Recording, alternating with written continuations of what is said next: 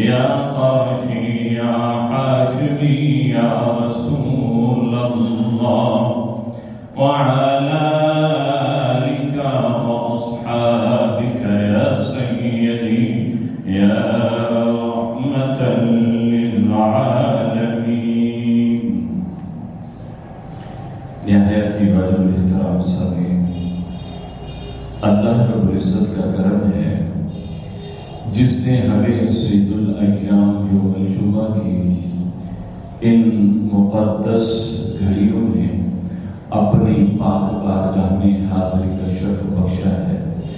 اللہ جل وعلا کریم کی بارگاہ میں دعا ہے کہ ہم سب کا یہاں آنا مقبول و منظور فرمائے.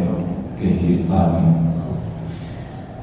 میں نے آپ کے سامنے 10ویں پارے سے سورہ انفال کی آیت نمبر 46 اور 47 تلاوت کی ہے، جس کے اندر اللہ تبارک و تعالی نے غزوہ بدر کے متعلق بیان فرمایا ہے. آیت مبارکہ وَأَطِيعُوا اللَّهَ وَرَسُولَهُ وَلَا تَنَازَعُوا فَتَفْشَلُوا وَتَذْهَبَ رِيحُكُمْ وَاصْبِرُوا إِنَّ اللَّهَ مَعَ الصَّابِرِينَ وَلَا تَكُونُوا كَالَّذِينَ خَرَجُوا مِنْ دِيَارِهِمْ بَطَرًا وَرِئَاءَ النَّاسِ وَيَصُدُّونَ عَنْ سَبِيلِ اللَّهِ وَاللَّهُ بِمَا يَعْمَلُونَ مُحِيطٌ. اور اللہ اور اس کے رسول کی اطاعت کرو اور بس آپس میں بے اتفاقی نہ کرو ورنہ تم بزدل ہو جاؤ گے اور تمہاری ہوا یعنی تمہاری قوت اکھڑ جائے گی.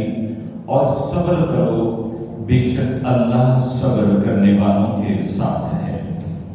اور ان لوگوں جیسا نہ ہونا جو اپنے گھروں سے اتراتے ہوئے اور لوگوں کو دکھاوا کرتے ہوئے نکلے اور وہ اللہ کے راستے سے روک رہے تھے اور اللہ ان کے تمام اعمال کو گھیرے ہوئے ہے. تو پیارے ساتھیو، اس آیت مبارک ان 2 آیتوں میں غزوہ بدر کا ذکر ہے جو کہ 17 رمضان المبارک کو ہوا سن 2 ہجری کو. اور یہ عظیم الشان معرکہ پیش آیا جس میں مسلمانوں کی تعداد صرف 313 تھی اور کفار کی تعداد، ان کے لشکر کی تعداد کم و بیش 1000 تھی. اب کفار کے پاس جنگی ساز و سامان بھی زیادہ تھے، ان کے پاس ہتھیار سامان کی کثرت اور تعداد میں بھی زیادہ تھے، اور مسلمان ان تعداد بھی کم، جنگی ساز و سامان آلات بھی کم، مگر اللہ رب العالمین نے فتح اور کامیابی مسلمانوں کو عطا فرمائی. جو فتح ملی وہ مسلمانوں کو ملی اور کافروں کو شکست ہوئی. تو قرآن کریم میں 1 سے زیادہ مقامات پر غزوہ بدر کا ذکر ہے اور اس معرکے کے مختلف پہلوؤں پر روشنی ڈالی گئی ہے. تو جو میں نے آپ کے سامنے 2 آیتیں تلاوت کی، ان 2 آیت کریمہ میں غزوہ بدر سے حاصل ہونے والے چند اسباب وہ ہم حاصل کریں گے ان آیتوں سے. بنیادی طور پر یوں سمجھ لیجیے کہ ظاہری اسباب اور افرادی قوت میں اتنا واضح فرق ہونے کے باوجود کفار کو شکست ہوئی. کیوں؟ اور مسلمانوں کی فتح کے اسباب کیا تھے؟ مسلمانوں کے فتح کے اسباب کیا تھے؟ تو ان 2 آیتوں میں ان کو بیان کیا گیا ہے.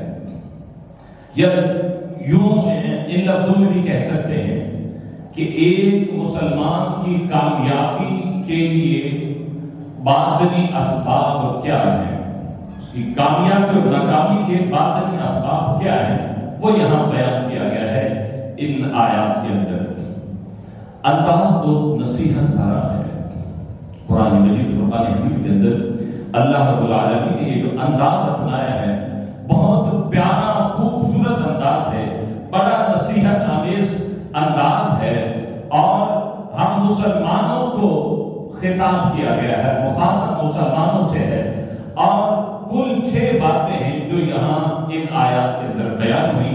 ان 6 میں سے 3 باتیں ایسی ہیں جن کے کرنے کا حکم دیا گیا ہے، اور 3 باتیں ایسی ہیں جن سے بچنے کا حکم دیا گیا ہے، جن 3 باتوں کو یا 3 کاموں کو نہیں کرنا۔ تو 3 کام کرنے کا حکم دیا گیا، 3 کاموں سے منع کیا گیا۔ جب مسلمان اس طریقے کو اپنا لیں گے تو پھر چاہے سامنے تعداد کتنی ہو، اگر ہم 3 کام کر لیں اور 3 کاموں سے رک جائیں تو پھر دیکھیے کہ میدان بدر کے اندر 313 کو 1000 پر فتح اور کامیابی ملی۔ انہیں لشکر عظیم، ان کے بڑے لشکر کے سامنے انہیں عظیم الشان فتح اور نصرت نصیب ہوئی۔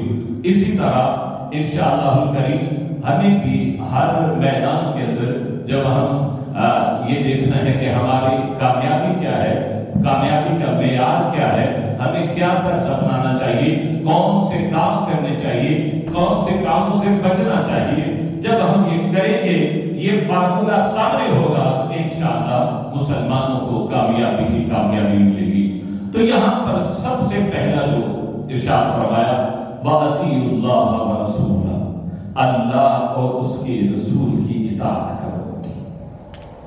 ان 3 کام جو کرنے کے کہے نا، 3 سے منع کیا اور 3 کاموں کے کرنے کا حکم دیا، تو اب جو 3 کام کرنے ہیں ان میں سے پہلا کام جو ارشاد فرمایا وہ کیا ہے؟ وَأَطِیعُوا اللَّهَ وَرَسُولَهُ، اللہ اور اس کے رسول کی اطاعت کرو۔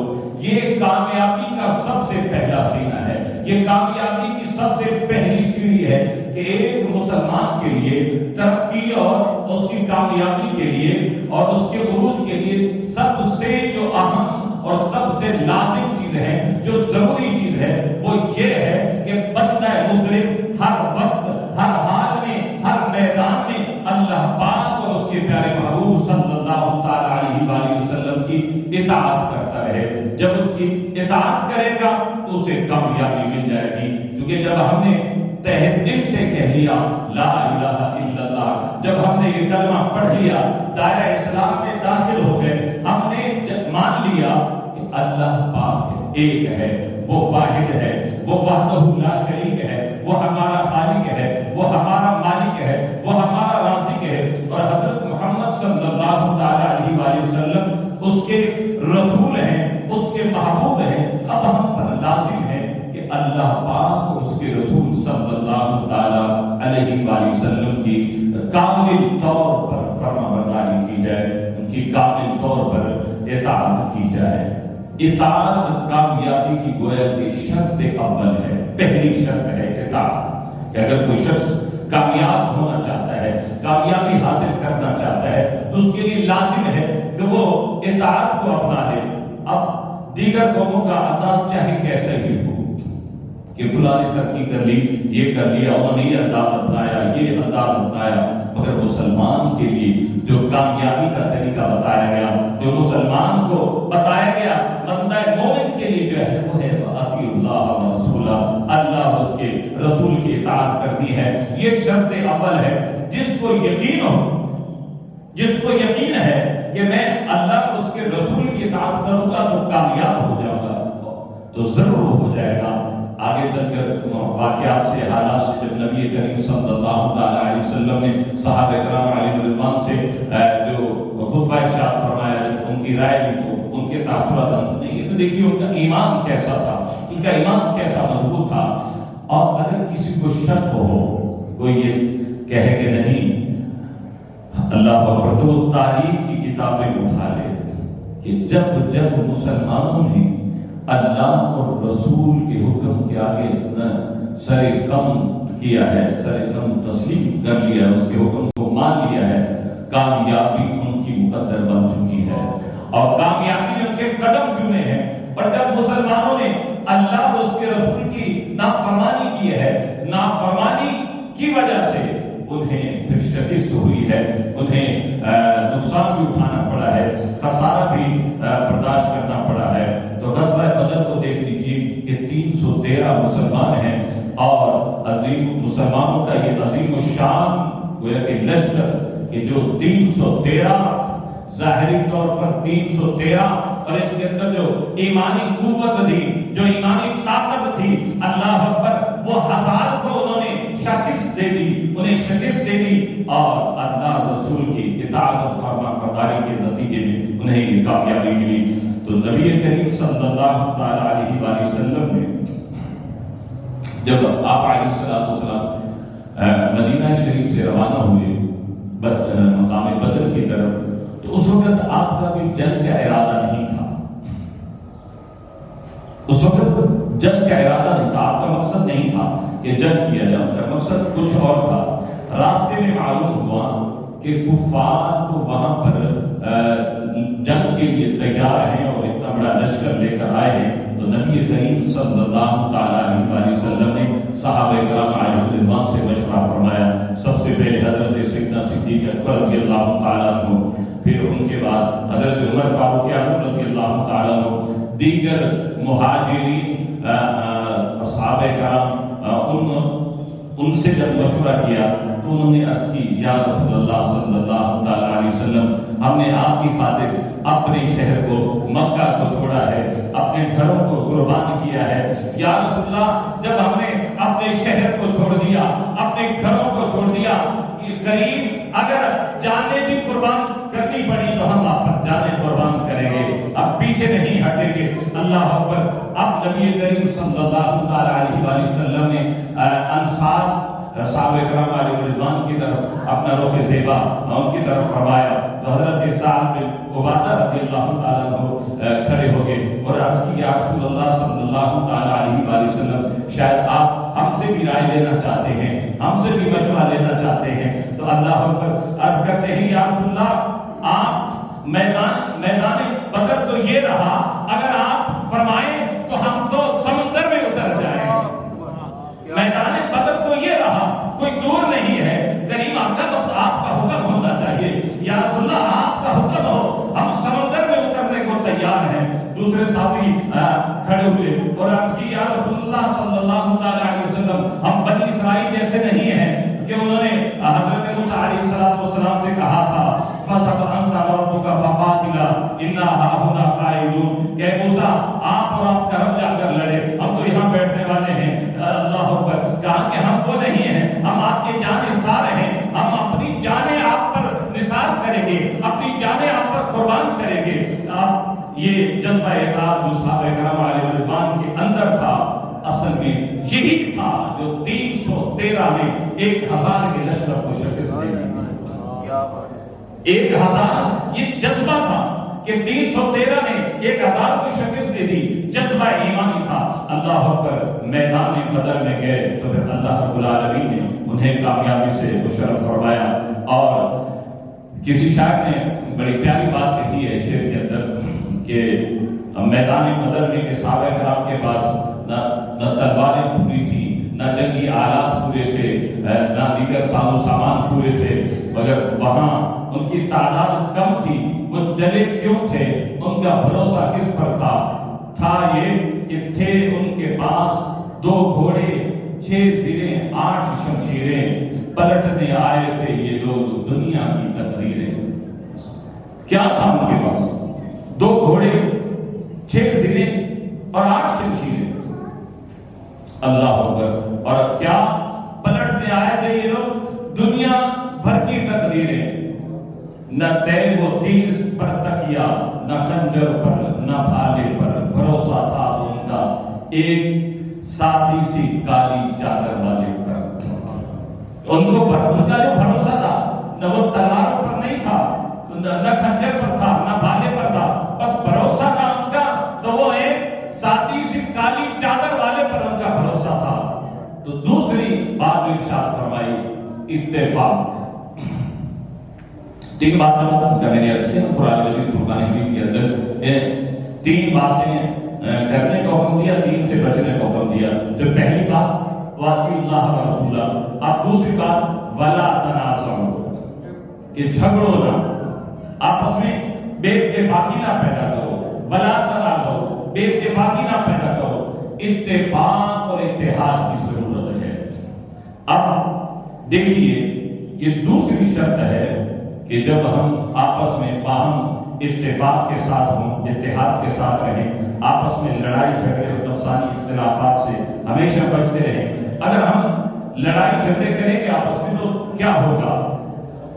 دو اہم بنیادی نقصانات بتائے گئے، فتفشلوا، فرمایا پھر تم کیا ہوگا؟ بزدل ہو جاؤ گے۔ جب آپس کے جھگڑوں میں لگے رہو گے، جب آپس کے اختلافات میں لگے رہو گے تو ہوگا کیا؟ فتفشلوا، پھر بزدل ہو جاؤ گے۔ ایک ہوتا ہے اور دو زیادہ ہوتے ہیں۔ تو اگر ہم لڑائی جھگڑا کریں گے تو ہماری طاقت کم ہو جائے گی، ہم اکیلے رہ جائیں گے، یہ کمزور، اور پھر یہ کمزوری ہمارے اندر بزدلی پیدا کر دے گی۔ جب ایک تنہا رہیں گے، کم ہو گئے، بزدلی ہے، یہ کمزوری آئے گی، جب کمزوری آئے گی بزدلی ہو جائے گی، تو جب بزدلی ہوگی تو پھر نقصان اٹھانا پڑے گا۔ نقصان کیا ہوگا؟ وَتَذْهَبَ رِيحُكُمْ، اور تمہاری قوت اکھڑ جائے گی۔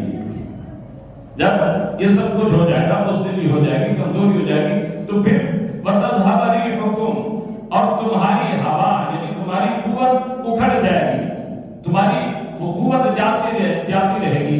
مطلب یہ کہ تمہاری طاقت بکھر جائے گی، تمہارے اندر وہ طاقت نہیں رہے گی کہ جس کے ذریعے تم کامیاب ہو سکو، جس کے ذریعے تم کامیابی حاصل کر سکو۔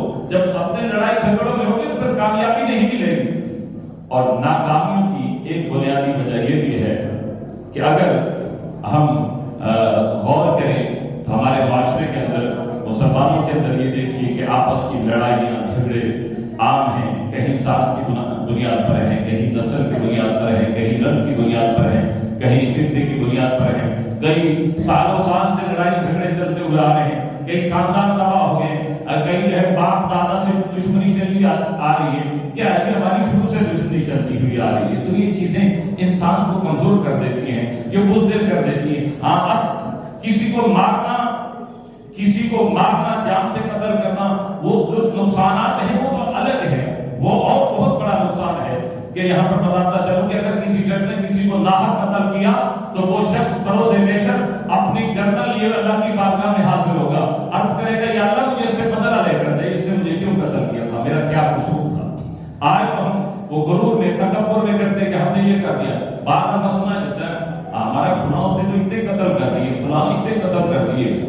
اللہ اکبر، یہ تو اب یہ اپنے آپ کو بڑا نہیں جانے، یہ تو اللہ کی جھوٹ ہے، وگرنہ اتنے بڑے گناہوں پر تو زمین جو ہے اسے اپنے اندر دھنسا لے، بلکہ ایسوں کو تو زمین بھی جگہ نہیں دیتی۔ کئی ایسے واقعات ملتے ہیں کہ قبروں کے اندر جو ہے دفن کرتے ہیں تو قبر اس کو قبول نہیں کرتی، قبریں آپس میں پیوست ہو جاتی ہے، مل جاتی ہے قبر۔ تو یہ آپس کی لڑائیاں جھگڑے یہ مسلمانوں کی ناکامیوں کی ایک بنیادی وجہ یہ بھی ہے۔ اب وہ لنگڑا ہارا کی ایک کہانی سنتے آ رہے ہیں بچپن سے، تقریباً اکثر نے سنی ہوگی اب کہ وہ اس نے اپنے لڑکوں کو سمجھانا چاہا تھا، کہا تھا کہ بیٹا جاؤ اپنی ساری لکڑی اکٹھی کر کے آؤ۔ جب لکڑی اکٹھی کر کے آئے کہا تو اسے توڑنا شروع کرو، تو ایک ایک کر کے توڑنا شروع کر دی، توڑ دی، دیر نہیں لگا، پھر کہا سب ایک ہی گٹھڑی باندھو، گٹھڑی باندھی۔ اب کہا کہ اسے جو ہے اب توڑو۔ اب پہلے ایک ایک نے ایک ایک کو توڑ دیا تھا، آسانی سے ٹوٹ گئی۔ اب جب اس ایک گٹھڑی کو سارے مل کر توڑنا چاہ رہے تھے، کسی سے نہیں ٹوٹی تھی، انہوں نے یہی نصیحت دی تھی، بیٹا کہ میرے بعد اگر آپس میں اکٹھے رہو گے، اتفاق سے رہو گے، اتحاد سے رہو گے، تو پھر تمہیں کوئی توڑ نہیں سکے گا، تمہیں ایک کو دو نہیں کر سکے گا۔ اور اگر اکیلے ہو جاؤ گے، تنہا ہو جاؤ گے، تو پھر تمہیں بہت سارے کیا، تمہیں ایک ایک بھی جو ہے نا ایک کو تباہ و برباد کر دے گا۔ اور تیسرا ارشاد فرمایا وَاصْبِرُوا، اور صبر کرو، اور صبر کرو۔ یہ تین چیزیں۔ اب تیسری چیز کہ جس کا حکم دیا گیا ان آیات کے اندر کہ وَاصْبِرُوا، اور صبر کرو، صبر کامیابی کے لیے انتہائی لازم چیز ہے۔ یہ انتہائی لازم چیز ہے۔ مثال کے طور پر توجہ دیجیے گا بیٹا، آپ لوگ بھی توجہ دیجیے، بچوں کی مثال دینے لگا آپ لوگوں کے لیے، مثال کچھ اور چیز ہے نہیں، چلے آپ لوگوں کو دیتا ہوں، توجہ کیجیے، سنیے گا۔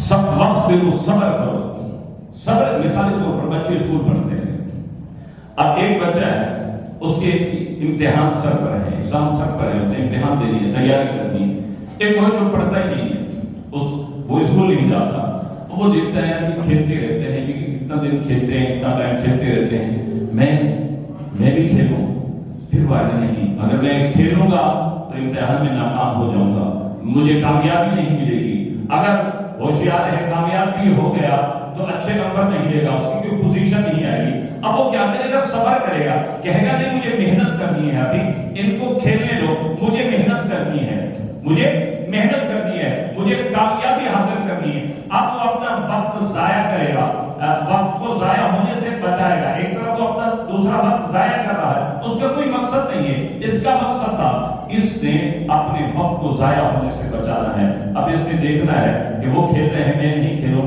اب یہ صبر ہے کہ نہیں مجھے امتحان میں کامیابی حاصل کرنی ہے۔ تو اسی طریقے سے جب انسان کا کوئی سامنے مقصد ہوتا ہے تو پھر اسے صبر بھی کرنا پڑتا ہے، اسے تکلیف بھی جھیلنی پڑتی ہے، پھر جب بندہ اپنے مقصد پر قائم رہتا ہے کہ مجھے کیا کرنا ہے تو پھر وہ نہیں دیکھتا مشکلوں کو، نہیں دیکھتا تنہائی کو، نہیں دیکھتا جو ہے وہ اپنے ظاہری اسباب کو، بس وہ صبر کرتا ہے اور اپنے رب پر بھروسہ کر کے اللہ اکبر اب جو ہے وہ اپنی منزل کی طرف بڑھتا ہے۔ اسی پر میں شیخ طریقت امیر اہل سنت کی بات کروں کہ اکیلے نکلے تھے، آپ نے دعوت اسلامی بنائی، اکیلے نکلے تھے، آہستہ آہستہ بڑھتے بڑھتے بڑھتے بڑھتے آج دعوت اسلامی 150 ممالک کے اندر اپنا پیغام پہنچا چکی ہے، بہت بڑا نیٹ ورک جو ہے پھیلا چکی ہے۔ ابھی میں دیکھ رہا تھا تھوڑی دیر پہلے پوسٹ آئی تو بنگلہ دیش کے اندر ابھی پرسوں زلزلہ آیا ہے، آگ لگی ہے بڑی خطرناک، جس میں 10 بلین کے قریب کہنے کا نقصان ہو گیا۔ آپ دیکھیں کہ وہ لوگ جن کا اتنا سارا مطلب سب کچھ ہر ایک جو کاروباری ہے وہ جانتا ہے کہ ان دنوں میں خاص طور پر کپڑے والے اور بھی سب کھانے پینے کے اشیاء والے کہ عید کا موقع لوگ خریدے کے اپنا اسٹاک کرتے ہیں، گودام کے اندر دکان کے اندر مال ایکسٹرا لے آتے ہیں۔ اب جب آگ لگی تو ان کا اتنا سارا نقصان ہو گیا، اور وہاں دیکھنے کے دعوت اسلامی وہاں بھی پہنچی ہوئی ہے، اختیار کے شعبے والے وہاں بھی پہنچے۔ ایک شخص تھا وہ بیٹھا کراچی میں ہے اور پوری دنیا کے اندر، اچھا ترکی کا آپ نے دیکھا، ترکی کے اندر امیر اہل سنت دعوت اسلامی وہاں دعوت اسلامی نے وہاں کام کیا، سیلاب کے اندر دعوت اسلامی نے کام کیا، جب 2005 میں یا 3 میں زلزلہ آیا تھا کشمیر کے اندر، اس ٹائم بھی دعوت اسلامی نے وہاں پر بھی کام کیا۔ تو الحمدللہ ایک شخص، ان کا مقصد کیا تھا؟ مجھے اپنی اور ساری دنیا کے لوگوں کی اصلاح کی کوشش کرنی ہے۔ آپ فرماتے ہیں مجھے مسجدوں سے نکالا نہیں گیا، مجھے دھکے بھی دیے گئے، قاتلانہ حملے بھی ہوئے، کتابیں بھی لکھی گئی، آپ کے ڈرائیوروں کو بھی شہید کر دیا گیا، کتابیں ایسے ادھر جوڑ کے کتابیں بھی لکھی، آپ کسی کی طرف متوجہ ہی نہیں رہے، اپنا کام لے کر چلے۔ اور آج پوری دنیا کے اندر آپ بڑے بڑے سجادہ نشین، بڑے بڑے پیران عظام، بڑے بڑے شیوخ، عرب سے شیوخ جو کئی کتابوں کے مصنف ہوتے ہیں، جن سے ملنے کے لیے لوگ جو ہے وہ وقت لیتے ہیں اور وہ وہاں آ کر امیر اہل سنت کی بارگاہ میں بیٹھتے ہیں۔ تھا کیا کہ صبر، کہ میں نے صبر کرنا ہے اور اپنی منزل جو ہے آپ فرماتے ہیں کہ منزل ہم سب کی مدینہ ہے۔ تو کامیابی اور صبر، حضور سیدنا غوث اعظم رضی اللہ تعالیٰ عنہ آپ پیدائشی ولی ہیں، سب کو پتا ہے حضور سیدی غوث اعظم رضی اللہ تعالیٰ عنہ پیدائشی ولی ہیں، مادر ذات ولی ہیں، اس کے باوجود آپ نے 40 سال مجاہدے کیے، 40 سال مجاہدے کیے، اور کہتے کہ میرے اوپر بہت ساری سختیاں رکھی گئی، جب اتنی سختیاں ہو جاتی کہ انتہا کو پہنچ جاتی، آپ فرماتے کہ میں زمین پر لیٹ جاتا اور میں پھر قرآن مجید فرمان حمید کی یہ آیت تلاوت کرتا، فَإِنَّ مَعَ الْعُسْرِ يُسْرًا إِنَّ مَعَ الْعُسْرِ يُسْرًا، اللہ پر۔ تو ان تمام کہتے ہیں کہ ان آیات مبارکہ کی برکت سے وہ مشکلیں، وہ سختیاں مجھ سے دور ہو جاتی۔ تو کامیابی حاصل کرنی ہے تو پھر ہمیں صبر بھی کرنا ہے۔ اور اچھا اسی طریقے سے کوئی نمازی بن جاتا ہے اس کے اوپر بھی باتیں کرتے ہیں، آج کل بڑا مولوی بن گیا، بڑا نمازی، حدیث صاحب بن گیا ہے. یہ بھی اس کو اپنی منزل کو نہیں چھوڑنا چاہیے، اس کو نماز کی پابندی کرنی چاہیے. کوئی داڑھی رکھ لیتا ہے، اس کے اوپر باتیں کرتے ہیں، نہیں اچھا اس نے داڑھی رکھ لی تو نہیں، اس کو بھی صبر کرنا چاہیے. اب جو دل دکھا رہا ہے، اب اگر شریعت کا مذاق اڑا رہا ہے تو الگ حکم ہوگا، مسلمان کی دل آزاری کر رہا ہے الگ حکم، الگ یہ گناہ الگ اس کے ذمہ. اور اگر وہ شخص اس کی دل آزاری کی وجہ سے اگر وہ اس راستے سے، نیکی کے راستے سے دور ہو جاتا ہے تو یہ نقصان اس کا گناہ اس کو بھی ملے گا کہ یہ جو ہے اس کی نیکی کی راہ میں یہ رکاوٹ بنا. اللہ کریم ہمیں صبر کی بھی توفیق عطا فرمائے. اور اب آتے ہیں کہ کون سی 3 باتیں کہ جن سے منع فرمایا. 3 باتیں جن کا حکم دیا وہ ہو چکی، اب 3 باتوں سے منع فرمایا.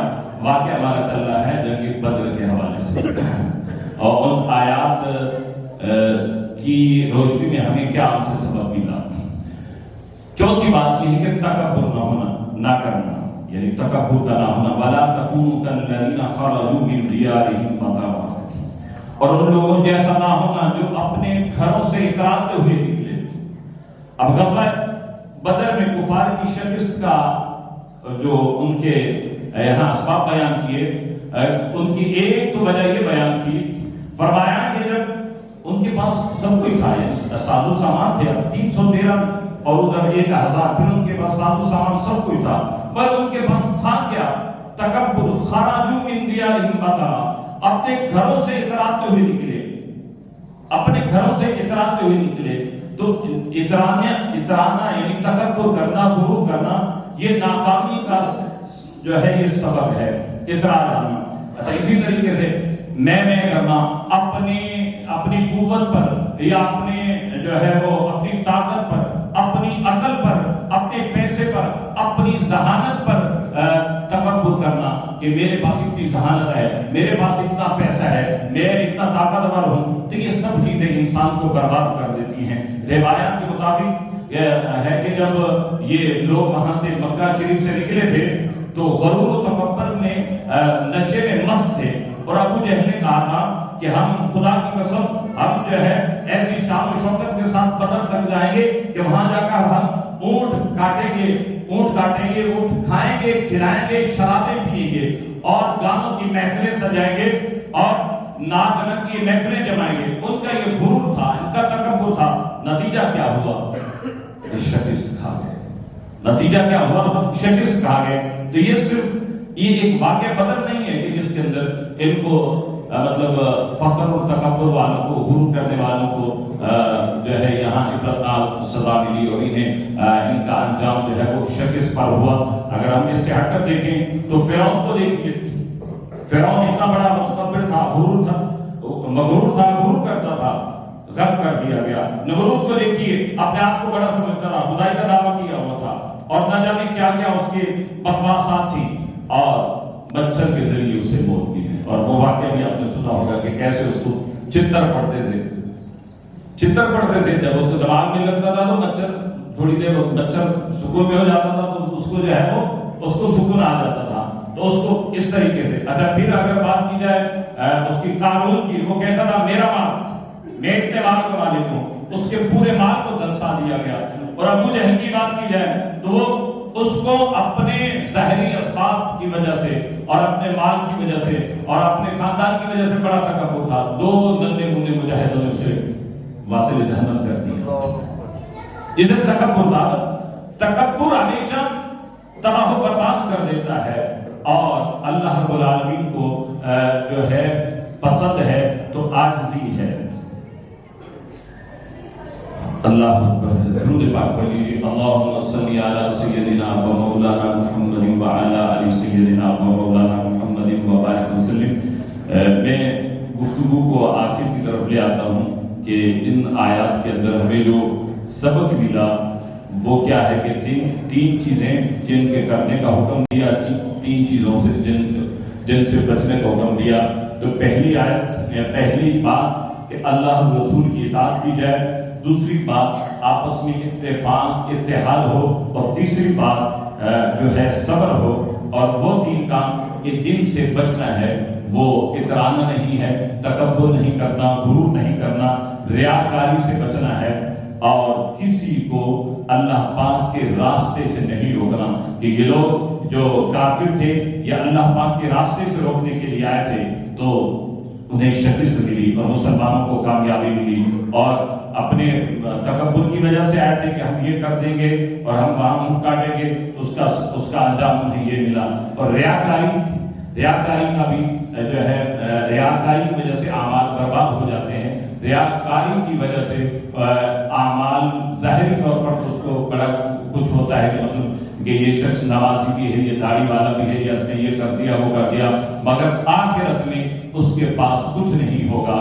تو آخر ہمیں ریاکاری سے بھی بچنا ہے، تکبر سے بھی بچنا ہے، اور اللہ کی راہ میں کوئی جا رہا ہو تو اس کو اس سے روکنا نہیں ہے، دینی کاموں میں رکاوٹ نہیں ڈالنی۔ اللہ رب العالمین ہمیں عمل کی توفیق عطا فرمائے۔ رب العالمین والصلاة والسلام على خاتم الأنبياء والمرسلين اللهم ربنا تقبل منا إنك أنت السميع العليم وتب علينا يا مولانا إنك أنت التواب الرحيم۔ یا الہ العالمین، یا مالک مولا پروردگار عالم، ہم سب کی نماز جمعہ پڑھنا اپنی پاک بارگاہ میں قبول فرما۔ یا الہ العالمین، اس جمعۃ المبارک کے طفیل ہماری حتمی بخشش و مغفرت فرما۔ اے رب کریم، ہماری بے حساب اپنی بخشش و مغفرت فرما، ہم سے ہمیشہ کے لیے راضی ہو جا۔ اے رب کریم، ہمیں نمازوں کی پابندی عطا فرما، نمازوں میں خشوع خضوع عطا فرما، سجدوں کی حقیقی لذت عطا فرما۔ اے رب کریم، اس ماہ مبارک کا قدر کر کے مولا کریم ہمیں خوب نیکیاں کمانے کی توفیق نصیب فرما۔ اے رب کریم، نمازوں کی پابندی عطا فرما، روزوں کی پابندی عطا فرما، تراویح کی پابندی عطا فرما۔ یا الہ العالمین، کثرت سے تلاوت قرآن کرنے کی توفیق نصیب فرما، کثرت سے درود و سلام پڑھنے کی توفیق نصیب فرما۔ یا الہ العالمین، حاضرین میں سے جو بیمار ہیں یا ان کے اہل خانہ میں سے جو بیمار ہیں، مولا سب کو شفاء کامل عاجل عطا فرما۔ مولا جو بے روزگار ہیں انہیں رزق حلال عطا فرما۔ اے رب کریم، بنگلہ دیش میں جن کا نقصان ہوا آگ کی وجہ سے، مولا کریم تو نے ان کا اچھا نعم بدل عطا فرما۔ اے رب کریم، آئے دن تیرے محبوب صلی اللہ تعالیٰ علیہ وسلم کی امت پر نئی نئی پریشانی کی خبریں سنتے رہتے ہیں، مولا کریم سب پر اپنا خصوصی کرم فرما، سب پر اپنی خصوصی نظر رحمت فرما۔ اے رب کریم، ہمارے ملک پاکستان کے استحکام اور ترقی عطا فرما، مہنگائی سے مولا کریم جان چھڑا۔ یا الہ العالمین، مہنگائی سے جان چھڑا۔ یا الہ العالمین، یا مالک مولا، جس تیرے گھر کے ساتھ تعاون کرتے ہیں مولا کریم تو ان کے گھروں کو شاد و آباد فرما۔ مولا کریم، ہمارے اس محلے کا بچہ بچہ نمازی بنا۔ اے رب کریم، آج تک جس بھائی نے اس مسجد میں جس نے حصہ لیا، تعاون کیا، مولا کریم سب کو دارین کی سعادتوں سے مالا مال فرما۔ حال ہی میں ماشاءاللہ حاجی طارق صاحب نے تعاون کیا، اور جناب عباس صاحب نے اسپیکروں کا جو ہے تعاون کیا، اللہ کریم قبول فرمائے۔ اور یہ مکسر جو ہم نے لیا تھا، اس کے بارے سے کئی حضرات نے تعاون کیا، یا محلے سے دیگر باہر سے میرے عاصم بھائی نے بھی اس کے لیے جو ہے باہر سے عطیہ بھیجا تھا۔ مولا کریم سب کا دینا اپنی پاک بارگاہ میں قبول فرما۔ یا الہ العالمین، ہم سب کو تیری راہ میں بڑھ چڑھ کر خرچ کرنے کی توفیق نصیب فرما۔ مولا کریم، ہم تیرے دیے ہوئے مال سے تیری راہ میں دل کھول کر خرچ کریں۔ مولا کریم، ہمیں ایسی توفیق عطا فرما کہ تیری راہ میں ہم دل کھول کر خرچ کرتے رہیں۔ اے رب کریم، جو اس تیرے گھر کے کام مزید رکے ہوئے ہیں، مولا کریم اس کے لیے اسباب پیدا فرما کہ ہم جلد از جلد انہیں مکمل کر دیں۔ مولا کریم، مسجد کے جو کام رکے ہوئے ہیں مولا کریم پینڈنگ میں ہیں، کام ہونے والے ہیں اس کے لیے غیب سے ہماری مدد فرما۔ اے رب کریم ہم اس کے گھر کو آباد کرنا چاہتے ہیں، اس کو بنانا چاہتے ہیں، مولا کریم تو ہماری غیب سے مدد فرما، ہمارے اہل محلہ کو اس میں بڑھ چڑھ کر حصہ لینے کی توفیق نصیب فرما۔ یا الہ العالمین جو بے اولاد ہیں ماہ رمضان المبارک کی برکت سے مولا کریم تو نے نیک صالح اولاد عطا فرما، جو نافرمان اولاد کی وجہ سے پریشان ہیں ان کی اولاد کو ان کا فرما بردار بنا۔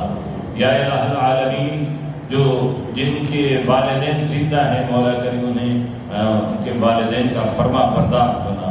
یا الہ العالمین جو کچھ مانگا وہ بھی عطا فرما، جو نہیں مانگ سکے ہم سب کے حق میں بہتر ہے تو جانتا ہے، مولا وہ بن مانگے عطا فرما۔ وصلی اللہ تعالی علی خیر خلقہ محمد وعلی آلہ واصحابہ واہل بیتہ اجمعین، آمین برحمتک یا